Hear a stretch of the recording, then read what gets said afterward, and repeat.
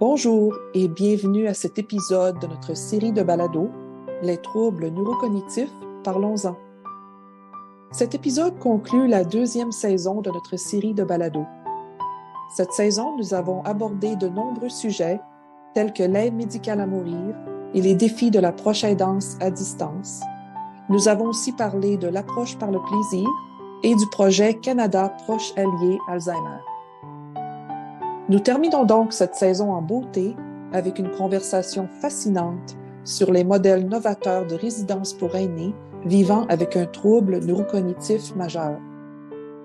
Notre invité est Philippe Voyer, professeur titulaire et vice-doyen aux études de premier cycle et à la formation continue de la Faculté des sciences infirmières de l'Université Laval.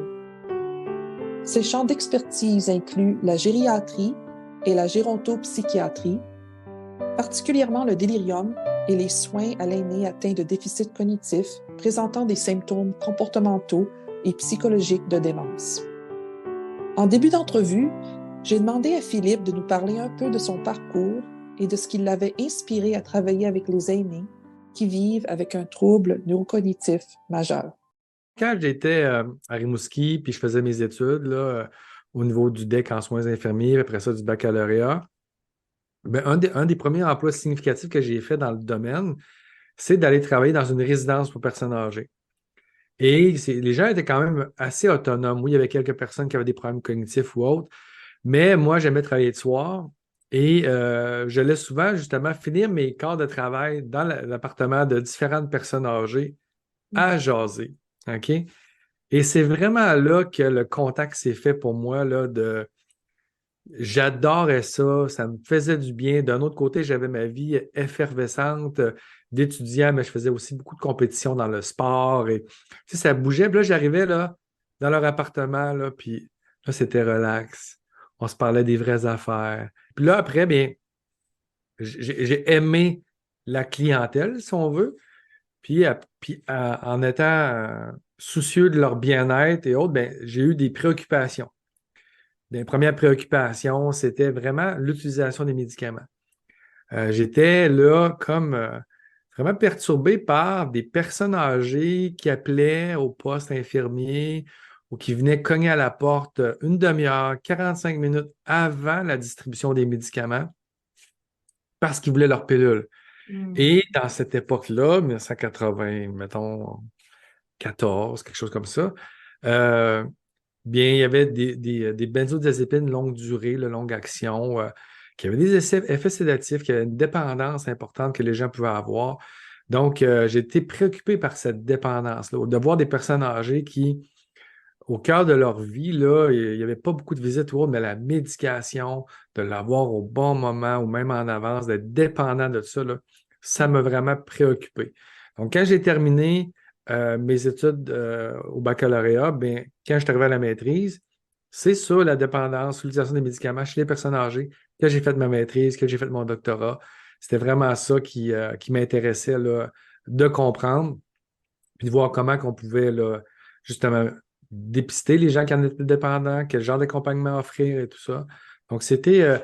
Puis après, ben, en faisant ces projets-là, je me rendais compte que cette clientèle-là que j'aime, il y avait quand même pas beaucoup de gens qui avaient un intérêt envers la clientèle âgée. Dans le domaine de la santé, tu sais, quand on est à la fin vingtaine, tous les gens, ben moi, je m'en vais travailler dans les services d'urgence, moi, je m'en vais aux soins critiques, moi, je m'en vais aux soins intensifs, moi, je m'en vais dans les avions ambulances, moi, je m'en vais à l'Internet. Tu sais, c'est comme, c'est pas glamour du tout de dire, ben moi, je m'en vais en CHSLD ou soins de longue durée. C'est ce qui m'intéresse. Et il y avait une image là, qui était vraiment négative où tu allais finir ta carrière en centre d'hébergement. Tu n'allais pas la commencer. C'est un endroit où il n'y a pas de défis. Donc, moi, j'étais très préoccupé parce que moi, je les voyais, les défis. Je les voyais, les faits de dire, ben écoute, essayer de prévenir les chutes chez une personne âgée, hey, c'est compliqué avec la multimorbidité, la polypharmacie. Hey, c'est tout qu'un défi, ça. Donc, la personne prévenir son délirium ou encore traiter son délirium avec les interventions non pharmacologiques, c'est des syndromes gériatriques complexes dont les interventions, c'est pas comme une infection pulmonaire, pneumonie, puis tu donnes un antibiotique. Et on n'est pas dans ce monde-là, là. Les syndromes de fragilité, l'incontinence urinaire, c'est beaucoup plus complexe qu'on peut le comprendre. Après ça, la qualité de vie, l'état mental, la dépression avec ses manifestations atypiques. Et là, j'ai commencé vraiment à voir là, qu'il y avait tout un autre domaine sur le fait que ben, les personnes âgées, quand ils sont malades, ben là, ils ne font pas toujours de la fièvre. Quand ils ont un infarctus du myocarde, ils n'ont pas toujours une douleur rétrosternale. Puis là, je me rendais compte que les gens connaissaient pas ça. Puis là, j'allais dans la littérature scientifique pour voir qu'il y avait des taux de mortalité plus élevés chez les aînés par rapport à une même pathologie qu'un groupe plus jeune. Donc, je suis tombé passionné de ça complètement.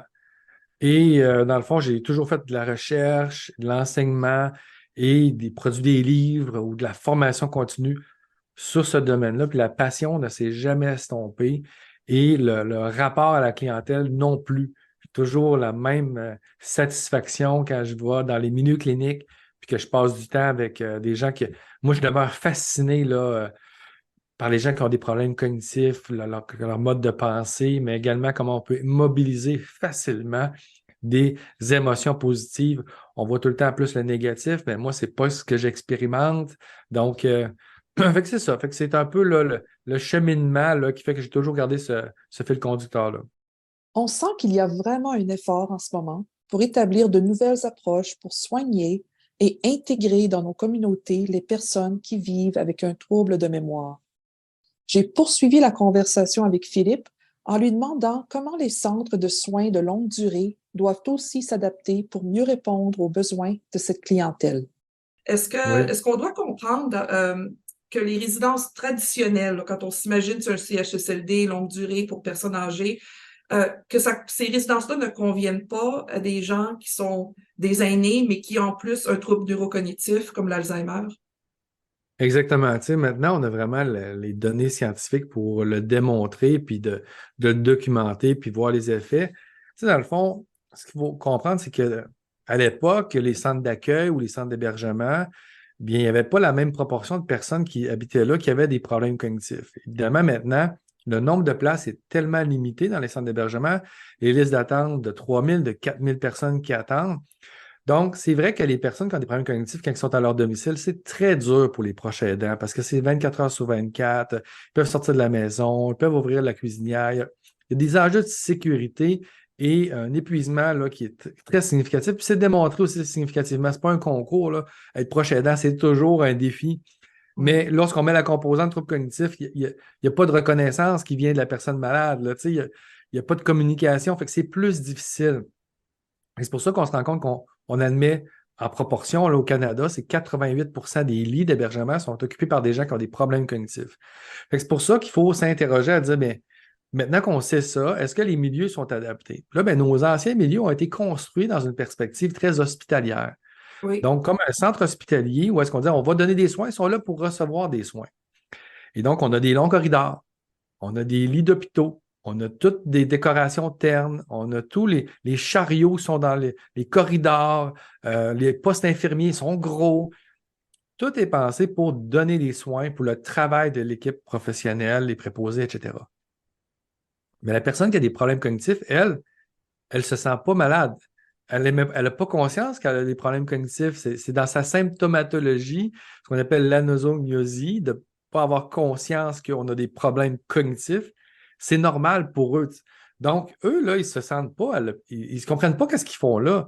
Et eux, ils veulent être dans un environnement qu'ils reconnaissent, qu'ils sont en mesure de décoder puis d'interagir de sa façon satisfaisante. C'est là que tranquillement, il y a eu des travaux, les villages Alzheimer, les modèles Greenhouse américains, qui ont commencé à dire, ben, dans le fond, pourquoi on leur offrirait pas un milieu de vie qui vont être en mesure de mieux naviguer dedans, de mieux reconnaître, puis qui va être moins une source d'anxiété. Et là, c'est là qu'on a dit, ben, on va faire comme une cuisine normale, une salle à manger normale, un salon. Mais tu sais, c'était des milieux qui étaient très critiqués au début parce que là, les gens disaient, ben non, si on a besoin de soins, on ne peut pas leur offrir. Les gens vont avoir des blessures, le personnel ne sera pas satisfait de travailler là-dedans.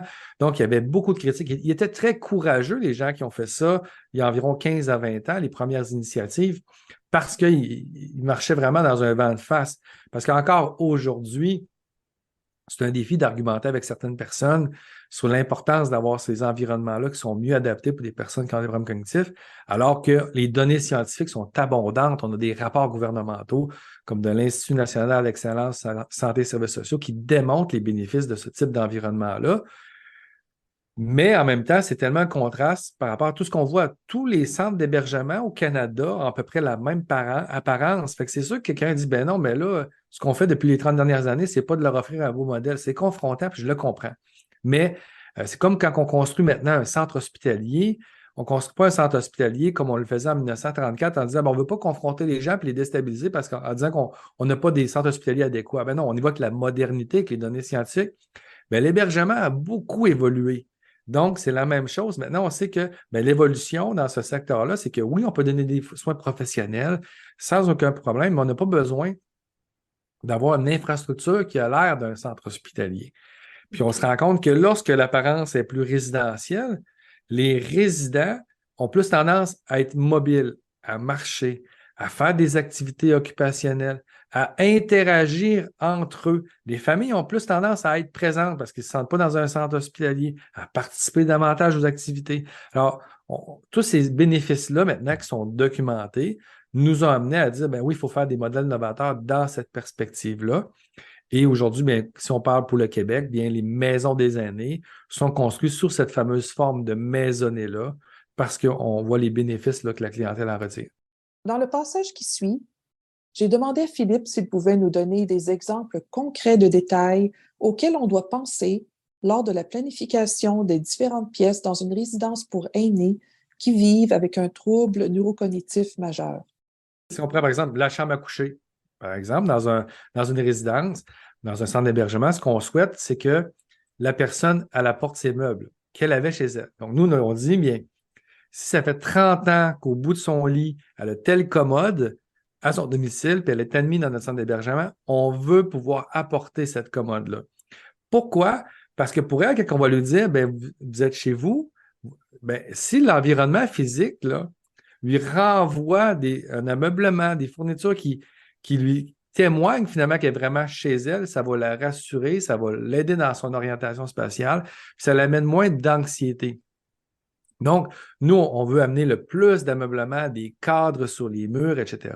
Mais on doit évidemment accompagner les familles parce qu'on ne veut pas avoir une sursaturation parce que là, s'il y a trop d'éléments sur les murs, c'est comme si trop d'informations ne sont pas en mesure de bien décoder ça avec leurs yeux, et ainsi de suite.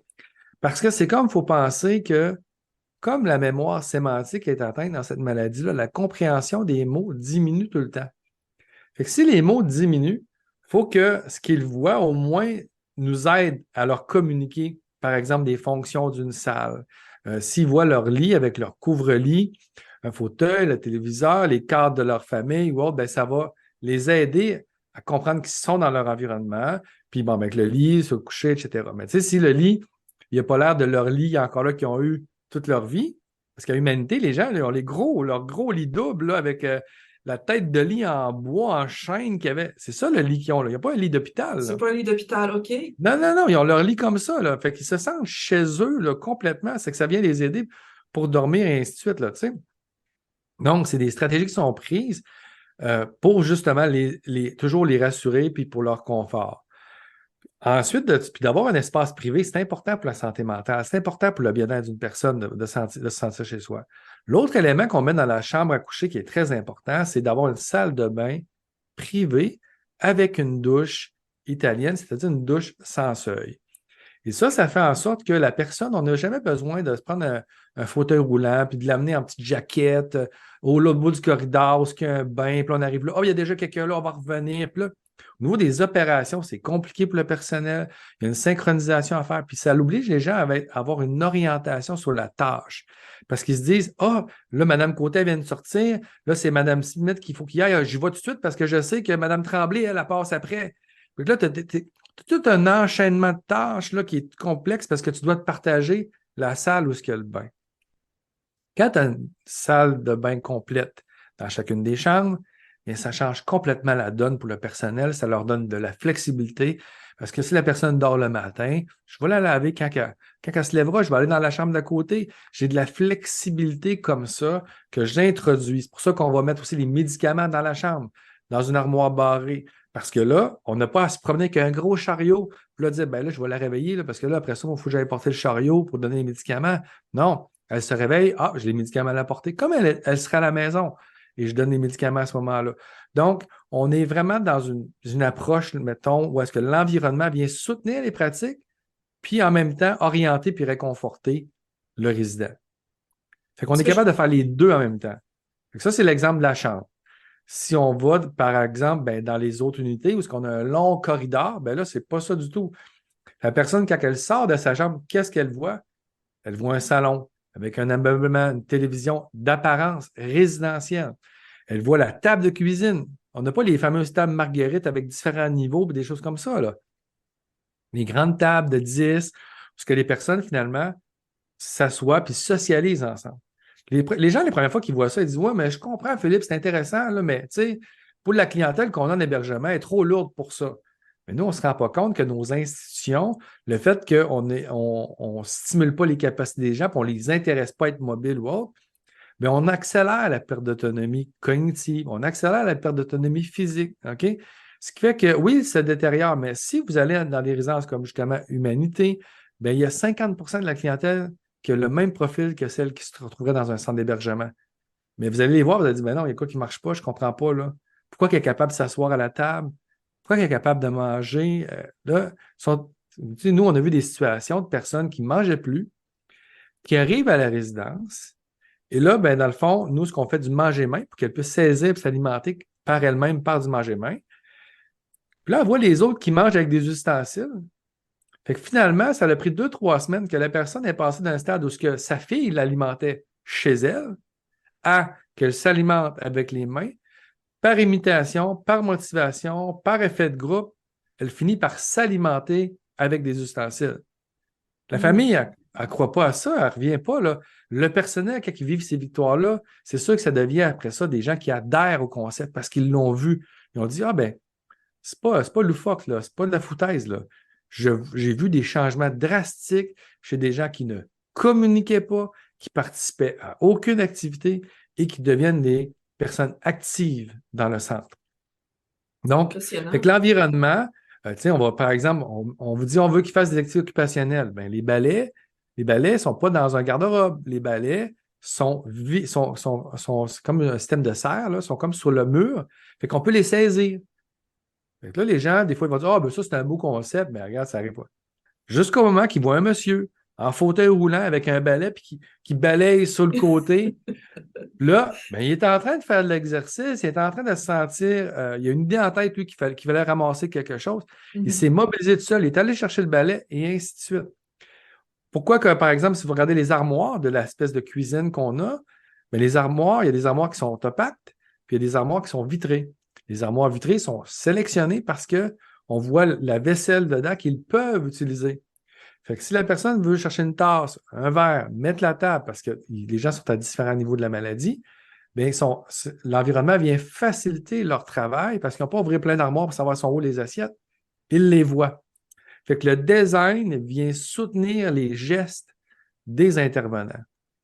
Donc, ça, c'est pour salle à manger, c'est par rapport au salon, comment c'est fait, c'est normalisé. Puis les salons, les gens viennent toujours s'asseoir au salon, ils ne restent pas dans leur chambre parce qu'on le voit rapidement que ce sont des êtres, les humains, on est des êtres sociaux. Puis en plus, quand on enlève un petit peu le filtre de la gêne qui disparaît chez plusieurs personnes qui ont des problèmes cognitifs, ils arrivent rapidement en mode d'interaction sociale.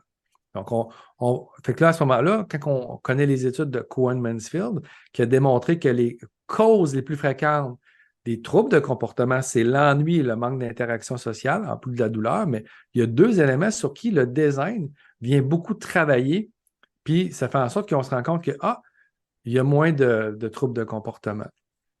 L'autre élément, c'est que si tu as un environnement, lorsque la personne sort de sa chambre, qui est très beau, qui est intéressant, qui est attirant, que tu as des résidents qui sont assis un petit peu partout, puis il n'y a pas de poste infirmier là-bas. Hein? Donc, les intervenants sont mélangés en civil. Il n'y a pas d'uniforme. Là. On est dans la normalisation. Les gens donnent des soins quand même, mais tu rentres là, ça n'a pas l'air d'un hôpital. Tu sais, c'est aucune ressemblance. Les infirmières ne sont pas personne en uniforme. En uniforme, non? OK. Non, exactement. Donc, ce que ça fait, c'est que eux, ils ont moins tendance à faire de l'errance, puis de l'errance intrusive, de rentrer dans les chambres des autres.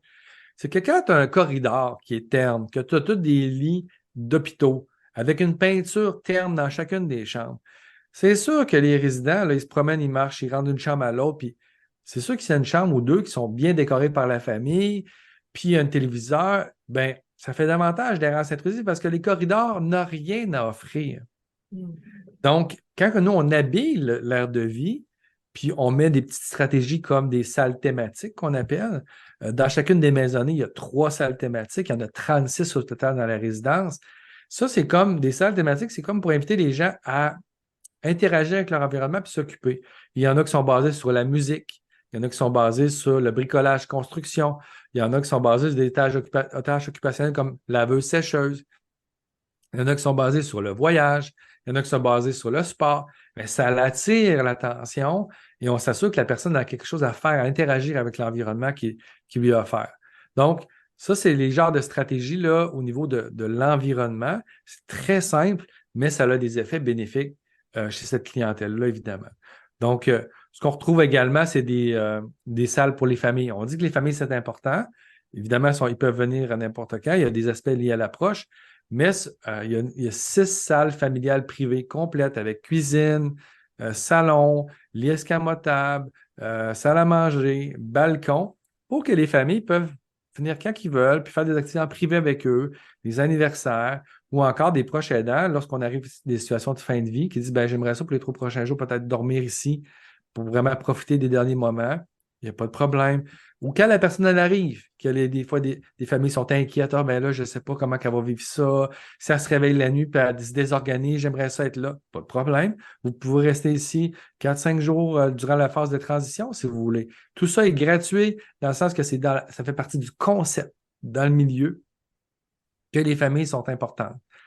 Donc, fait que ce sont des exemples là, de stratégies environnementales qui sont complètement liées à des stratégies de gestion et d'approche des intervenants. J'ai l'impression que c'est un milieu de vie, par exemple, qui demande beaucoup d'agilité ou de flexibilité de la part du personnel. Puis une chose qui me préoccupe, qui je pense préoccupe beaucoup de Canadiens, c'est qu'on entend tout le temps parler dans les médias ces temps-ci, presque à toutes les semaines, que les infirmiers, les infirmières quittent la profession, qu'il y a du burn-out, de la dépression, de la fatigue extrême. Je me demande qu'est-ce que vous savez de la satisfaction du personnel dans ces milieux de vie-là? Oui, bien, c'est intéressant parce qu'on a des données scientifiques sur la satisfaction, autant des familles que aussi du personnel, et entre autres du personnel infirmier, pour lequel qui ont travaillé dans ces 2 milieux-là, des milieux plus institutionnels qu'on connaît, puis plus dans des modèles comme les greenhouse américains. C'est là qu'on a une abondance d'études indépendantes. Et 93% du personnel infirmier dit « Je ne retournerai jamais travailler dans un milieu plus institutionnel. » Donc, il y a 7% qui retourneraient, mais il y a 93% qui préfèrent ce genre de milieu-là, dans lequel il y a beaucoup plus de flexibilité. La structure est beaucoup plus allégée. On favorise au niveau de la gestion beaucoup plus d'initiatives. On n'a pas une approche centrée sur la tâche, mais on a une approche centrée sur la personne, sur la relation, sur son bien-être. On n'est pas du tout dans la même vision des choses. Fait que c'est sûr que la majorité adhère à ça, 93%, mais il y en a qui préfèrent des fois une approche plus sur la tâche ou autre, mais plus dans une approche peut-être centre hospitalier.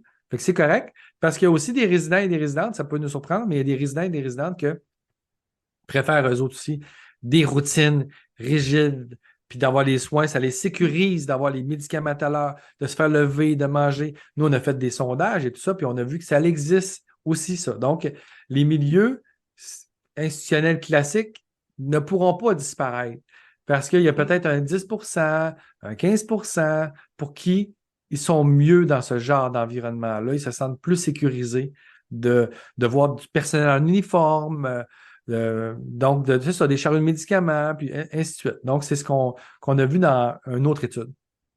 Est-ce que c'est difficile pour le personnel, par exemple, de devoir aider des patients, mais qui sont pas dans un lit d'hôpital ou dans des fauteuils spécialisés, et même je me rends compte, vous avez parlé tantôt de routine, on semble plutôt adhérer à la routine du client, pas le client qui doit s'adapter à la routine du milieu.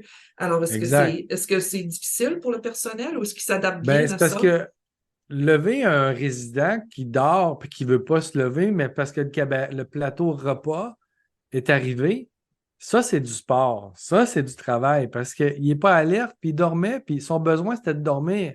Il ne vous a pas communiqué sa faim.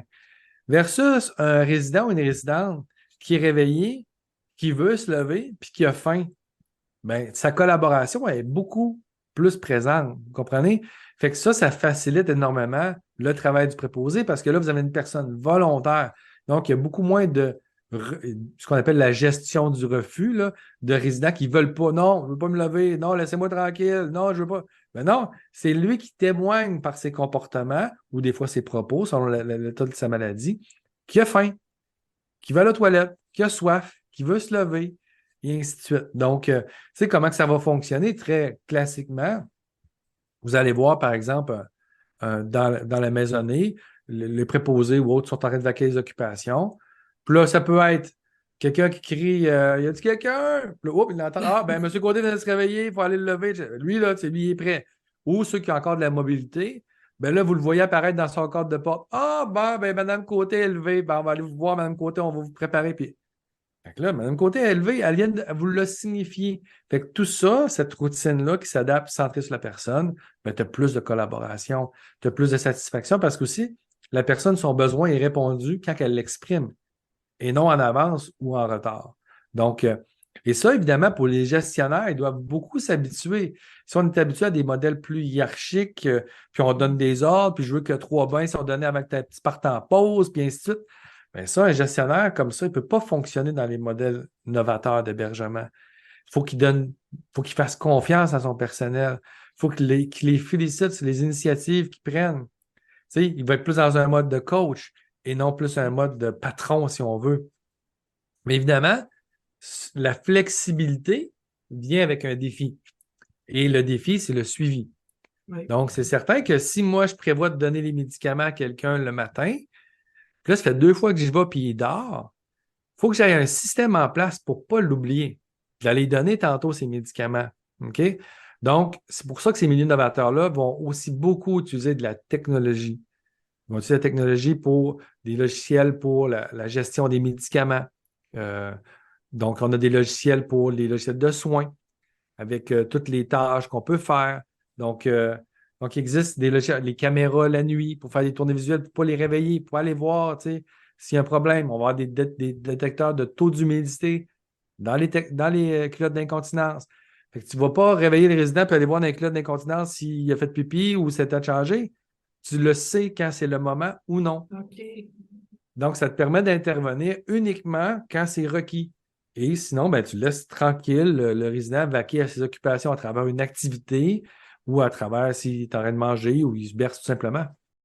Un détail que j'ai trouvé très intéressant en effectuant mes recherches sur le Centre d'hébergement Humanité dans la ville de Québec est le concept d'avant-scène et d'arrière-scène qui fait que les résidents ne voient pas le personnel et les bureaux administratifs. Un peu comme dans une pièce de théâtre où on peut voir les décors et les acteurs, mais on ne voit pas la foule de gens qui s'activent derrière le rideau noir. Dans le passage qui suit, Philippe nous parle de ce concept et des bénéfices pour les résidents. Ça, je vous dirais que c'est un aspect là, que si on parle d'humanité ou une autre résidence, ça s'appelle la ressource intermédiaire Lanaudière, puis il y a la Maison L'Étincelle dans cette organisation-là. Là, c'est certainement des milieux les plus réussis là, de ce concept d'avant-scène et d'arrière-scène. Puis moi, c'est un concept là, qui m'excite beaucoup. Là. Je tripe là-dessus parce que dans la conception, c'est le fun à faire, puis les bénéfices sont tellement majeurs pour la clientèle. C'est que ce qu'on veut, c'est que le résident ou la résidente qui est là, on veut qu'il soit aucunement conscient des opérations qui existent. Parce qu'il y a de l'administratif, il y a de la comptabilité, là, il y a de la location, il y a des services de santé, il y a de la livraison de marchandises, il y a des cuisines, il y a des salles de repos pour les employés, il y a des entrées pour la livraison de différentes fournitures, il y a une sortie pour les ambulanciers. Il y a beaucoup de choses. Mais ce qu'on veut, c'est que le résident, lui, ce qu'il voit, là, il voit juste son milieu de vie, sa maisonnée, Puis quand il sort de sa maison qui est au rez-de-chaussée, il est dans une partie qui est dédiée à lui. Les portes qui vont dans l'arrière-scène sont camouflées, sont non visibles à lui. Fait que lui, il n'est jamais perturbé par les actifs d'opération. Fait que ce qu'on on veut jamais qu'un livreur de courrier, un livreur de marchandises quelconque circule à travers des résidents avec des chariots. Comme on voit dans les autres milieux, là, les chariots se promènent partout à travers les résidents, puis il y a des Oui. dangers associés à ça, mais en plus, c'est que ça vient perturber leur quiétude parce qu'eux ne sont pas capables de décoder ce qui se passe. Le bruit, c'est un stimulus qui est très dérangeant pour la clientèle qui a des problèmes cognitifs ou autres. Fait que nous, là, on ne veut jamais perturber la quiétude des gens ou une activité qui se déroule. Donc, même avec les familles, ce qu'on fait, c'est qu'on met des garde-robes à l'extérieur de la maisonnée. Fait qu'eux, quand ils arrivent, par exemple, en plein hiver, ils enlèvent leurs bottes en arrière-scène, ils enlèvent leur manteau en arrière-scène. Ils rentrent dans une maisonnée, dans une porte qui est loin de l'aire de vie. Et finalement, quand ils arrivent, là, ils tombent en interaction avec leurs proches. Mais s'il y a une activité en cours, ils n'ont pas dérangé, puis ils n'arrivent pas qu'une botte, puis mettre de l'eau partout. Ça n'existe pas, ça. Tu sais, c'est tout fait encore là pour, même quand la personne va partir, elle ne donnera pas de signaux à son proche pour créer de l'anxiété de séparation qu'elle met son manteau d'hiver, elle met ses bottes, puis elle est encore dans la maisonnée, puis là, elle dit ah, tu t'en vas déjà, puis etc. Non. Nous, on va former les familles, on coach les familles sur dire quand vous partez, là, partez quand il y a quelque chose que sur le plan attentionnel, c'est très important pour elle. Donc, par exemple, elle est en train de manger, là, c'est le temps de partir. Une grosse activité qu'elle adore, c'est le temps de partir. Des choses comme ça. Fait que vous venez en plus combler surtout les temps morts. C'est sûr qu'entre 4h et 18h, il y a moins d'action. C'est sûr qu'en soirée, il y a moins d'action. Visitez dans ces moments-là. Donc, OK. on va travailler d'une manière là, optimale avec les familles aussi. Donc, l'arrière-scène, là, les gens des cuisines, là, il y a des cuisiniers qui, dans le fond, à part quand ils vont évaluer la réponse, si les gens aiment leur nourriture, parce qu'on implique aussi les cuisiniers à dire allez visiter une maison au moins une maisonnée par jour, voir comment les résidents aiment votre nourriture, etc. Mais sinon, ils pourraient rester dans l'arrière-scène tout le long et jamais voir qu'ils sont dans un centre d'hébergement. Ils sont dans leur OK. cuisine moderne à préparer les repas, etc., qui sont montés sur les unités dans des tables à réchaud. Parce qu'il y a 2 repas pour chacun des repas, puis on fait des portionnages. Donc, on donne des portions. Tu sais, dans le fond, c'est pas standardisé. La personne, elle n'a pas une soupe, puis son repas, puis son dessert dans son plateau repas, là. Non. Comme à la maison, on commence, on sert plat par plat, puis tout est fait encore là pour normaliser les choses. Mais OK. l'arrière-scène, c'est ça, c'est des entrées. Tu sais, si on a besoin d'aller voir le DG de la résidence, on n'a jamais pas besoin de passer dans l'aire de vie des résidents. Il y a une porte principale qui amène au bureau du DG. Si jamais on est un employé, on a une porte pour l'entrée des employés qui ne croisent pas encore les résidents. Si vous arrivez voir la ressource intermédiaire de la Nodière, il y a un corridor de service qui mène à l'ascenseur, donc qui est entre les bureaux administratifs, qui est entre la salle multifonctionnelle de rez-de-chaussée. C'est unique en son genre. On est comme en Walt Disney, là. Il y a comme vraiment là, des zones de déplacement, toutes pensées encore là pour ne pas déranger les résidents. Les résidents ne voient pas ça. Eux, ils ne voient rien de ça. Ils vont sur le balcon, ce qu'ils voient encore là, c'est la cour intérieure, le poulailler. Donc, ils ne voient pas le stationnement pour s'en aller, là, tu sais. Avec l'inflation qui fait la manchette au quotidien ces jours-ci, vous vous demandez peut-être, comme moi, si nous avons les moyens de construire et de gérer ce genre de résidence. Pourtant, selon Philippe, ces nouvelles résidences privées ne coûtent pas plus cher à construire ni à opérer que les résidences publiques. On parlait de produits, mettons, un centre d'hébergement, le construire, comme la ressource intermédiaire à la Nodière, le manoir Harwood ou encore la Villa Sainte-Rose, le Val-des-Brises, c'est-à-dire à Laval ou encore Humanité. Bien, ce sont des milieux qui ont été construits très récemment, là, dans les 3-4 dernières années.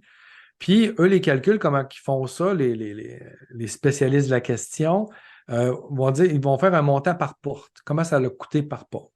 Bien, c'est des milieux qui ont coûté en bas de 300 000 par porte.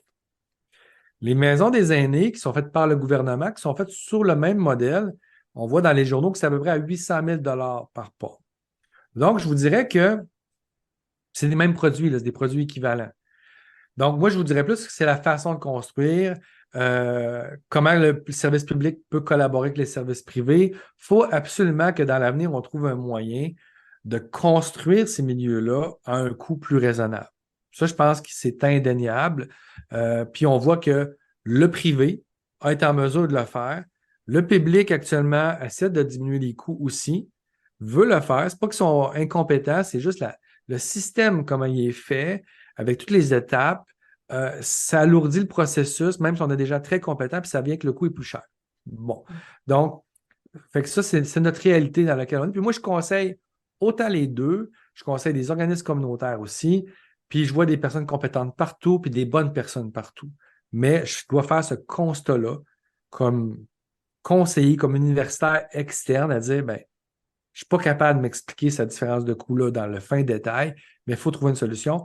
Mais il existe certainement des solutions au niveau de la construction pour diminuer les coûts. Ça, c'est une chose. Après ça, il y a les opérations. Oui. Avoir du personnel dans ces milieux-là, ben, combien ça coûte? Bon, ben, si on regarde dans les centres d'hébergement classiques, si on regarde dans les maisons des aînés, ben, pour une personne âgée qui occupe une chambre, ça va coûter en service là, de 100 000 à 140 000 par année à l'État. C'est ça que ça va coûter à l'État. Donc, si on regarde dans une résidence privée, ben là, combien ça coûte avoir une personne qui est là dans cette résidence privée-là, comme mettons, on va dire là, comme une maison à l'étincelle, comme une humanité, puis t'as ta perte d'autonomie la plus sévère. Fait que dans le fond, tu as la tarification la plus élevée. Là. Ben, tu vas être autour aussi d'à peu près 100 000 OK? Donc, peut-être un petit peu plus bas, dépendant du. Mais je vais dire 100 000 Donc, au niveau de l'opération, ben, c'est soit équivalent ou moins cher. La différence, c'est que si je suis un citoyen qui est dans un centre d'hébergement classique, l'État va me demander environ 1800, 1900 $ pour payer ma place. Mais si je suis dans le privé, oui, il y a un crédit d'impôt, mais je vous épargne les détails fiscaux, mais l'État n'est pas réellement là. Alors, l'individu va devoir assumer pleinement cette facture-là. Fait que c'est pour ça que dans la tête de beaucoup de gens, ils vont dire, ah, mais c'est très cher à opérer, c'est très cher pour l'individu. Ben là, je dis, mais il ne faut pas mélanger les choses. En termes de produits, humanité, maison à l'étincelle, ressources à la Nodière, ce qui est des très beaux milieux pour moi, ben coûte moins cher que ce qu'on fait à l'État. Mais j'adore les maisons des aînés, je les conseille, mais ça coûte moins cher. Les opérations, équivalent où ça coûte moins cher. Donc, mais la partie que le citoyen doit payer, à cause que le modèle, il y en a un qui est privé puis un qui est public, alors là, il y a un contraste majeur. Ouais. Fait que je peux vous dire que nous, on a testé avec le soutien de l'ancienne ministre des Aînés, Mme Marguerite Blais, un projet pilote qu'on a fait dans un milieu à Québec, justement, à dire, ben, si le gouvernement donnait une allocation aux gens pour les aider, dans le fond, le résident va payer le même montant, le 1900 $ que s'il était dans un centre d'hébergement, mais il est à Humanité, par exemple. Puis le reste, c'est l'État qui va financer ça. Donc, s'il manque 5 000 $, c'est l'État qui va le payer. Donc, on a fait un projet de 3 ans pour démontrer, voir si économiquement, ça pouvait entraîner des économies. Mais pour 29 usagers, sur l'équivalent de à peu près 2 ans, 2 ans et demi, bien, l'économie a été de 2,5 millions de dollars pour l'État. Donc, ça, c'est des modèles que, honnêtement, moi, j'étais derrière ce modèle-là pour le tester, mais ce n'est pas moi qui l'ai inventé. C'est un modèle comme la France, c'est un modèle comme la Suisse. Il y a des subtilités de différence, comment ils fonctionnent avec des assureurs, des choses comme ça, mais c'est tout simplement qu'on donne une allocation pour que la personne puisse obtenir des services. Donc on l'a testé, fait que il existe des solutions. Moi, j'ai bien espoir là, que, comme on a vu dans la pandémie, dans la pandémie de la COVID, on avait 2000 hospitalisations, par exemple, au Québec par la COVID, puis on a vu que ça a complètement désorganisé notre système de santé. Oui. Les chirurgies, on a pris du retard, et tout à coup, là, la télémédecine, on les autorisait, la vaccination, tout le monde pourrait vacciner avec une petite formation, alors qu'avant la pandémie, là, c'était comme, ah non, c'est quasiment un infirmière avec un baccalauréat qui peut vacciner, alors que moi, j'ai été vacciné par un vétérinaire et une physiothérapeute. Tu sais. Les chiros ont vacciné. Tu sais, quand tu es en pandémie, tu es en crise, c'est-à-dire, Là, OK, là, on se fout des conventions, il faut livrer la marchandise et ça l'aide beaucoup à l'innovation puis d'aller aux vraies affaires. En terminant, j'ai demandé à Philippe de nous brosser un portrait de la situation des résidences pour aînés dans les autres provinces canadiennes. Est-ce que ces nouveaux modèles de résidences pour aînés représentent l'avenir? Bien, je sais que depuis longtemps, il y a eu des initiatives qui ont été faites, entre autres en Saskatchewan. Ça, je suis au courant. Après ça, tout en ce qui a trait au soutien à domicile, le Nouveau-Brunswick performe très, très bien avec des initiatives locales d'habitation, d'aménagement, autant du territoire que des appartements, des aînés, etc., pour favoriser leur maintien à domicile. Ils sont très performants à ce niveau-là. Mais le premier village Alzheimer, vraiment un vrai village Alzheimer, comme on retrouve en Australie, ou en Italie, aux Pays-Bas, etc., c'est à Vancouver qui a OK. été fait et a été construit il y a à peu près 3 ans maintenant. Et moi, j'ai été le visiter le mois dernier et je peux vous dire que c'est le plus beau village Alzheimer que j'ai vu présentement. Tous les autres villages Alzheimer ont des forces, ils ont des limites, etc., mais j'ai trouvé que les maisonnées, comment elles étaient faites, la grosseur du village là, est juste parfaite pour les déplacements, mais en même temps avoir un sentiment d'être dans un village, les couleurs des maisonnées, vraiment tellement bien pensé, là. C'est à voir, c'est à visiter. Fait que je vous dirais que en ce qui a trait dans les modèles village Alzheimer, le chef de file canadien, c'est la Colombie-Britannique. C'est ce qui conclut cet épisode de notre balado. Nous remercions notre invité, le professeur Philippe Voyer, pour cette conversation inspirante. Comme toujours, nous remercions notre partenaire institutionnel, le Centre d'éducation et de recherche sur le vieillissement et la santé de l'Université Lakehead à Thunder Bay, Ontario, ainsi que l'Agence de la santé publique du Canada pour leur soutien financier. Cette série de balados est produite par Joanne Chalifour, chargée de projet, Daniel Hubert, ingénieur du son, et votre animatrice Ingrid Gagnon. Pour plus d'informations sur notre série, veuillez consulter notre site web au www.dementiadialogue.ca. Merci encore d'avoir été des nôtres.